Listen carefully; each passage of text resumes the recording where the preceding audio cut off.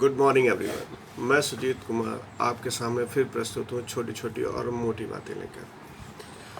काफ़ी समय अंतराल के बाद आपके सामने फिर प्रस्तुत हुआ हूँ कुछ सीटेट और यूपीटेट से रिगार्डिंग न्यूज़ लेके। यूपीटेट और सीटेट इस समय फॉर्म फिलिंग चल रही है। सीटेट और यूपीटेट दोनों की फॉर्म फिलिंग चल रही है। इनके दौरान कुछ सावधानियां हैं। कौन सा पहले पेपर पड़ेगा, कौन सा बाद में पड़ेगा, ये आप इससे भली भांति परिचित हैं। ऑफलाइन मोड, ऑनलाइन मोड, सब के बारे में मतलब आपको सब कुछ पता है। अब हम लोग बारी बारी से यूपीटेट और सीटेट के बारे में चर्चा करेंगे आज कि कौन सा क्या फ़र्क है, यूपीटेट और सीटेट में क्या फ़र्क है, कौन सा करना चाहिए, कौन सा नहीं करना चाहिए, इसके बारे में विस्तृत चर्चा करेंगे आज हम लोग। पहले यूपीटेट की बात करते हैं। यूपीटेट देखिए, यूपी गवर्नमेंट की तरफ से जो ऑफ़र किया जाता है, यूपीटेट का फुल फॉर्म होता है UP Uttar Pradesh teacher eligibility test. इसका मतलब क्या है कि अध्यापक की योग्यता सिद्ध करने के लिए, ये योग्यता को एक सर्टिफाइड करने के लिए कि आप योग्य शिक्षक हैं, उसके लिए यूपी और हर स्टेट एक अपना टेट कराती है। तो यूपी टेट अभी 28 नवंबर को कंडक्ट कराया जा रहा है यूपी गवर्नमेंट के द्वारा। तो इस पे क्या फ़र्क है और यूपीटेट सीटेट में क्या फ़र्क है? पहली बात तो स्टेट गवर्नमेंट अथॉरिटी ये कराती है। दूसरी बात यूपीटेट की अब पूरा होल यूपीटेट में ही पूरा डिस्कशन चलेगा, यूपीटेट और उसके बाद सीटेट। यूपीटेट की बात करी जाए तो यूपीटेट सबसे पहली बात तो है कि ऑफलाइन मोड में है। इस बार यूपीटेट ऑफलाइन मोड में है क्योंकि हम लोग ऑफलाइन मोड में अभी तक अभ्यस्त रहे हैं, इसलिए हमें यूपीटेट ऑफलाइन मोड में ज़्यादा आसान लगेगा करने में। ठीक है। दूसरी बात, अभी कोचिंग मंडी और कोचिंग संस्थान बहुत तरह से संचालित हो रहे हैं जो यूपीटेट और सीटेट को एक कंबाइंड रूप में देख रहे हैं। कंबाइंड में कभी नहीं है। यूपीटेट और सीटेट का सिलेबस अलग है। सिलेबस पूरी तरह अलग नहीं मान सकता, मगर हाँ 60% सिलेबस अलग है, 50 से 60% सिलेबस अलग है। तो ये ज़रूरी नहीं कि यूपीटेट की जो तैयारी करने वाला बंदा है वो सीटेट क्रॉस कर जाएगा, या फिर सीटेट की जो तैयारी करने वाला कोई भी एस्पिरेंट है वो यूपीटेट क्रॉस कर जाएगा। दोनों का पूछने का, क्वेश्चन पूछने का नज़रिया और क्वेश्चन फ्रेमिंग और क्वेश्चन का टाइप और लैंग्वेज सिलेक्शन सब कुछ डिफरेंट है एक दूसरे से। यूपीटेट की बात करी जाए, यूपीटेट इसलिए बेनिफिशियल है आपके लिए, अभी प्रेजेंट जो सिचुएशन बन रही है उसके अनुसार मैं बता रहा हूँ कि यूपीटेट आपके लिए ज़्यादा इम्पोर्टेंट है। क्यों? क्योंकि हो सकता है यूपीटेट के बाद यूपी गवर्नमेंट वैकेंसी दे दे, तो उस लिहाज से भी आपको यूपीटेट ज़्यादा इम्पोर्टेंट है। और सीटेट अपनी रेगुलरिटी के लिए फेमस है। सीटेट क्या करता है कि साल में 2 बार परीक्षा कंडक्ट कराता है, एक्सेप्ट कोई प्रॉब्लम न क्रिएट हो जाए, यदि मतलब कोई वैसी एडमिनिस्ट्रेटिव प्रॉब्लम ना हो जाए जैसे अभी कोरोना पीरियड में हो गया था, इसके पहले चुनाव का पीरियड हो गया था। तो ऐसी कोई प्रॉब्लम नहीं होती तो सेंट्रल गवर्नमेंट 2 बार तो सीटेट कंडक्ट कराती ही है। मगर यूपीटेट की बात करी जाए तो यूपीटेट का हो सकता है साल में 1 बार हो, काहो साल भर में हो ही ना। तो इनमें अनसर्टेनिटी, यूपी गवर्नमेंट में अनसर्टेनिटी बहुत ज़्यादा है। कब होगा, कैसे होगा, क्या होगा, इसका कुछ नहीं पता होता। तो जो सामने है उसको पहले किया जाए, ये आज की प्राथमिकता है कि यूपीटेट को पहले किया जाए। ठीक है। अब बहुत से लोग कहते हैं यूपीटेट सीटेट है, सब कुछ तो एक ही है, सेम है, समान है ना। बिल्कुल अलग है। यूपीटेट और सीटेट का पूछने का तरीका सब कुछ अलग है, सिलेबस अलग है, कंटेंट अलग है, पढ़ने का तरीका अलग है, सोचने का तरीका अलग है, सब चीज़ अलग है। ठीक है।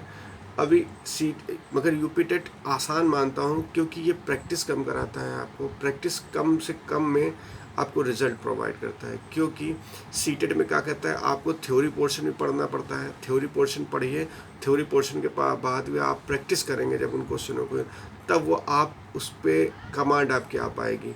इस वजह से यूपीटेट ज़्यादा, आप किसी से पूछिए तो यूपीटेट लगेगा, कहेंगे सब यही कहेंगे कि यूपीटेट ज़्यादा आसान है एज़ कम्पेयर टू सीटेट। मगर सीटेट भी अपने नेचर के हिसाब से आसान है, वो प्रैक्टिस बेस है और ये थ्योरी बेस है। तो वो अपनी प्रैक्टिस के बेस पे आसान है और ये थ्योरी के बेस पे आसान है। ठीक है, जिसको थ्योरी अच्छी से आती है तो वो यूपी टेट आराम से क्रॉस कर जाएगा। मगर सी टेट में क्या है कि सी टेट में थ्योरी प्लस प्रैक्टिस दोनों भी मायने रखता है और स्पीड भी मायने रखती है, क्योंकि वो बहुत लेंदी यूपी सी टेट क्या होता है, बहुत लेंदी पेपर होता है। तो अभी बैक टू बैक तो नवंबर में 28 नवंबर की यूपी टेट की परीक्षा लगी है और सी टेट लगी है आपकी वो तो कई चरणों में होगी, तो शायद 16 दिसंबर ऑनवर्ड लगी हुई है। तो आपको पहली प्राथमिकता है कि आप यूपी टेट की तैयारी करिए। ठीक है, यूपी टेट क्रॉस करने के बाद फिर देखिए सी टेट में क्या किया जाए। तो यूपी टेट की तैयारी के लिए मैं कहना चाहता हूँ कि यूपी टेट के जो आपके प्रीवियस ईयर के पेपर हैं वो आप उठा के देखिए और सी टेट के भी उठा के देखिए, दोनों में कंपेयर करिए कि एक्चुअल में क्या अंतर है यूपी टेट और सी टेट में। क्योंकि कोचिंग वाले यही कहते हैं कि सभी कोचिंग वाले कहते हैं कि यूपी टेट सी टेट समान है ना, सी टेट समान नहीं है। यदि आप यूपी टेट की तैयारी करते हैं तो आप सी टेट नहीं क्रॉस कर पाएंगे, यदि आप सी टेट की तैयारी करते हो तो यूपी टेट नहीं क्रॉस कर पाओगे, आप बहुत ही दिक्कत हो जाएगी। ठीक है, तो आपको और एक प्रश्न मेरे पास कल आया, मेरे पास प्रश्न आया था कि जो कॉमर्स से हैं वो किस सेकंड पेपर में, मतलब 2 स्तर में टीटी ऑपरेट होता है। फर्स्ट स्तर वो होता है कि जिसमें 1 से लेके 5 तक के, मतलब प्राइमरी क्लास को पढ़ाने के लिए जो एलिजिबिलिटी टेस्ट होता है उसको स्तर 1 कहते हैं, फर्स्ट स्तर होता है। और जो सेकंड स्तर होता है वो 6 to 8 क्लास के लिए पढ़ाने के लिए अनिवार्य किया गया है गवर्नमेंट के द्वारा।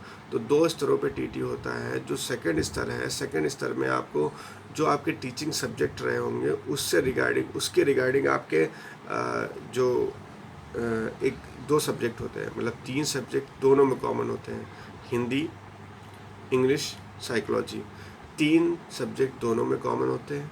ठीक है, और जो सेकंड पेपर होता है, सेकंड पेपर में जो 2 सेक्शन होते हैं, तो वो साइंस वर्क के लिए और आर्ट वर्क के लिए दोनों के लिए डिफरेंट होता है।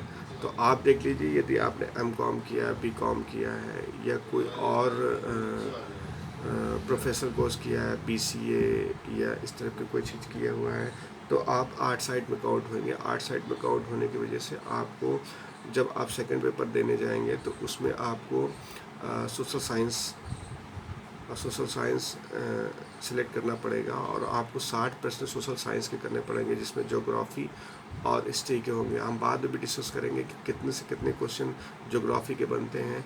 लगभग उनकी ज्योग्राफी और हिस्ट्री, और उसमें 4 सेक्शन होते हैं। पहले 4 सेक्शन मतलब जो सामाजिक जो विज्ञान होते हैं उसमें 4 सेक्शन होते हैं। उसमें पहला होती है हिस्ट्री, दूसरी होती है ज्योग्राफी, तीसरी होती है सिविक्स, चौथी होती है आपकी कौन सी होती है, नागरिक शास्त्र सिविक्स हो गई, एक और होती है मुझे भी याद नहीं आ रहा। 4 सेक्शनों में बटी होती है। तो 4 सेक्शनों में देख लीजिए रेशियो क्या क्या होता है, हम खुद बताएंगे आपको कि रेशियो क्या क्या होता है यूपी टेट के।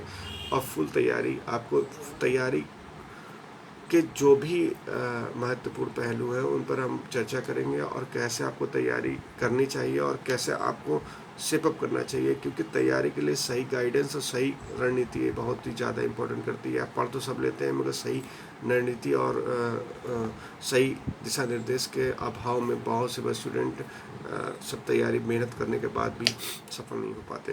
तो मैं आज इतना ही चाहूँगा। और यूपी टेट सी टेट की बात करी जाए, सी टेट के बारे में भी कुछ बता देते हैं। सी टेट क्रॉस करने के बाद आप भी किसी भी केंद्रीय विद्यालय, किसी भी सेंट्रल स्कूल, सेंट्रल सीबीएसई से एफिलेटेड कोई भी कॉलेज या स्कूल कॉलेजेस में आप एलिजिबल हो जाते हो पढ़ाई करने के लिए, पढ़ाने के लिए प्राइमरी और सेकेंडरी लेवल पे, प्राइमरी और एलिमेंट्री लेवल पे। ठीक है, तो सी टेट उस लिहाज से बहुत अच्छा है। जितने भी केंद्रीय वैकेंसियाँ आती हैं उसमें आप सी टेट के थ्रू आप ही अप्लाई कर सकते हो। और अच्छी बात यह है कि सी टेट अब हरियाणा में भी वैलिड हो गया है, क्योंकि सी टेट को मानना या ना मानना ये स्टेट की पॉलिसी होती है। कोई स्टेट, बहुत से स्टेट ऐसे हैं जो सी टेट को नहीं अलाउ करते हैं। तो आप अपने हिसाब से देखिए कि आपको जाना कहाँ है। यदि आपको उत्तर प्रदेश की नौकरी लेनी है या उत्तर प्रदेश के अंदर ही जॉब चाहिए तो आप यूपी टेट पर फोकस करिए। और उसके देयर आफ्टर यदि कोई गलती हो जाती है, कोई समस्या क्रिएट हो जाती है, देयर आफ्टर आप सीटेट के लिए भी बैक टू बैक आप तैयारी पे लग सकते हैं और आप अचीव कर सकते हैं। यदि किसी गलती वजह से कोई समस्या होने की वजह से आप यूपी टेट में किसी वजह से आप चूक जाते हैं, आप क्वालिफाई नहीं हो पाते हैं, तो आपके पास दूसरा चांस ये है कि आप सीटेट पे जाके अपने आप को प्रूव कर सकते हैं। तो इस हिसाब से आपके पास 2 चांस हैं। आप यूपी टेट पे पहले पूरा फोकस करिए, फिर सीटेट के लिए अलग से फोकस करिए, और जो भी गाइडेंस की ज़रूरत है वो हमसे बताइए, हम आपको गाइडेंस देंगे। यदि मेरी गाइडेंस आपको पसंद आती है, हो सकता है आपको गाइडेंस पसंद आए, हो सकता है गाइडेंस ना पसंद आए। यदि गाइडेंस पसंद आती है आपको, यदि आपको लगता है कि, तो आप सब्सक्राइब करिए चैनल, या और कमेंट करिए। मेरे जो भी प्रॉब्लम आती है रिगार्डिंग सीटेट यूपी टेट, कोई भी छोटी बड़ी प्रॉब्लम है आपको, आप नीचे मेरे कमेंट करिए, मैं आपके जो भी आपके क्वेरी होगी उसको आपको रिप्लाई करूँगा। और आज के लिए इतना ही। और भी कोई समस्या या समाधान, कोई भी समस्या या कोई भी किसी प्रकार की समस्या हो, छोटी या बड़ी, ये न समझिए कि समस्याएं होती नहीं है। जो फर्स्ट टाइम अटैम्प्ट करने वाला है सीटेट या यूपी टेट, उसको तरह तरह के प्रश्न उठते हैं। सब्जेक्ट सिलेक्शन क्या सब्जेक्ट क्या होना चाहिए, लैंग्वेज सिलेक्शन कैसे करना चाहिए, फर्स्ट लैंग्वेज क्या होती है, सेकेंड लैंग्वेज क्या होती है, और साइकोलॉजी में साइकोलॉजी के क्या स्तर रहता है, कितने क्वेश्चन साइकोलॉजी से आते हैं, कितने का क्या रेशियो रहता है, मैथ में क्या रेशियो रहता है, कितने कितने क्वेश्चनों का रेशियो रहता है, इसके बारे में हम विस्तृत चर्चा करेंगे।